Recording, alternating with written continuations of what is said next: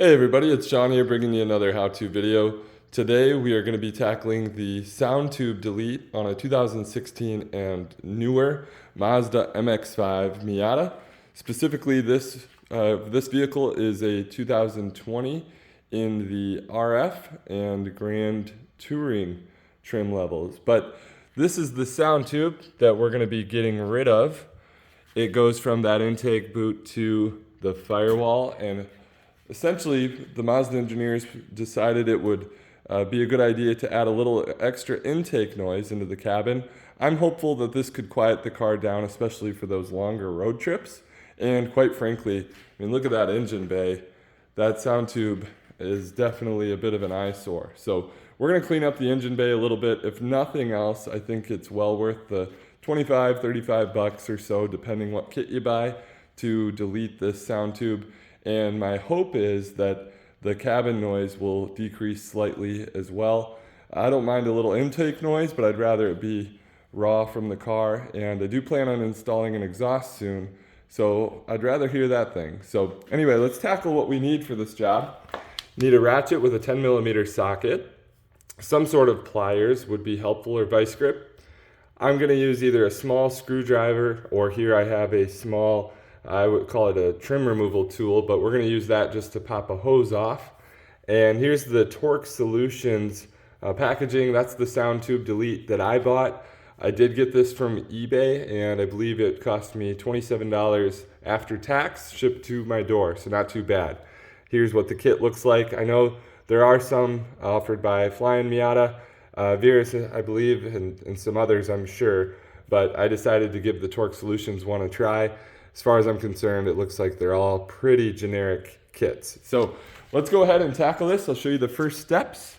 We're going to remove this 10mm bolt holding this part of the sound tube on, and then behind your weather stripping here, there's another 10mm that we're going to remove. After we do that, then we're going to use a hose clamp, and we're going to pinch this hose clamp so we can open that up, and we're going to get this little tube popped off the sound tube itself.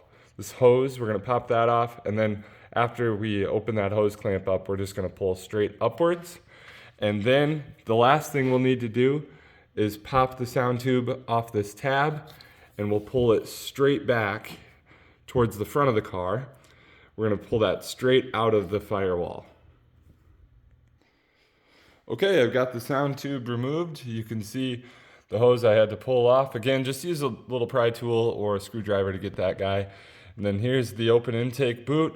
Might clean the inside of that out just a hair. Shouldn't be too dirty, and there's the hole in the firewall. So all we're gonna do now, take a peek at that factory sound tube there.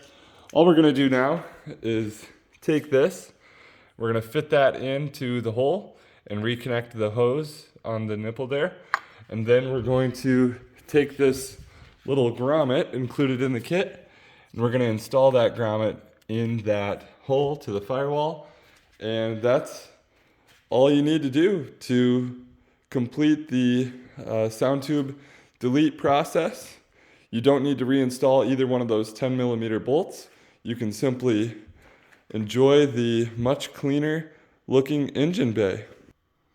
Hey guys, one thing I want to point out really quick. You can see there's a little bit of a lip on this intake boot where that sound tube used to connect. And I'm actually going to take these edges off with a razor blade. Just be very careful if you decide to do this as well, that you don't lose any rubber into that intake. That would not be fun to go fishing for that. So the reason I'm going to do that is you can see this is completely level all the way across, and I want that to mount very cleanly all the way across that rubber hole there. So I'm going to take that little lip from just right here, that little section where my fingers are. I'm going to take that off with a razor blade. Again, be very careful. Even wouldn't hurt to tape off the hole if you're going to try this as well. Alrighty, there's the finished product after cleaning that little edge up and getting the sound tube delete installed. There it is in the firewall. Again, a much cleaner engine bay. Thanks for watching, guys. Please like and subscribe for more how-to videos. And I hope this could help somebody out in installing the sound tube delete on their ND Miata. Take care, drive safely.